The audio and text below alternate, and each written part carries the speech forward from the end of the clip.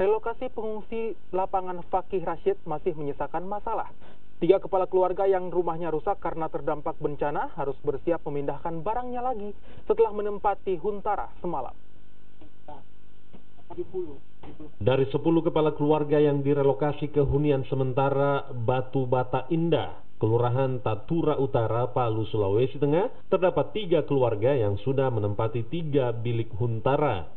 Namun saat pindah ke Huntara, para penyintas ternyata belum mendapatkan izin dari kelurahan dengan alasan hunian sementara masih dalam tahap pengerjaan dan harus melewati pendataan dari kelurahan. Dari pantauan di lokasi Huntara belum tersedia listrik, air, dan fasilitas lainnya selain bilik kosong. Di Huntara, tapi ternyata sekarang ini kan masalah lagi. Jadi bermasalah lagi karena kita tidak belum dapat izin karena kan memang harus didata ulang baru mau diresmikan dulu gitu. Jadi kita agak bingung juga, harus balik lagi ke sana. Jadi rencananya ini keluarga mau kemana lagi? Ya rencana juga nanti kita rembuk dulu, apakah mau ke sana lagi atau mau itulah. Masih bingung juga.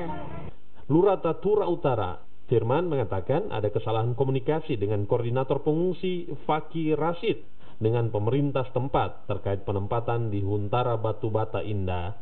Iya, arahan dari sana itu miskomunikasi, sebenarnya miskomunikasinya, salah paham, berarti kesalahpahaman dari Pak Sugiono. Harusnya tidak menyampaikan kalimat seperti itu, tinggal saya ke sana. Sebenarnya tidak seperti itu.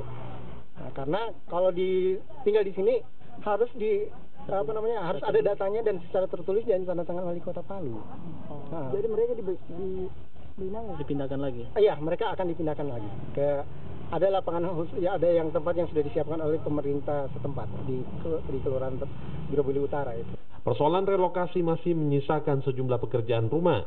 Selain belum ada kejelasan nasib 3 kepala keluarga korban bencana yang sudah terlanjur menempati Huntara, lokasi tujuan relokasi juga masih belum dilengkapi fasilitas pendukung, diantaranya fasilitas MCK dan air bersih.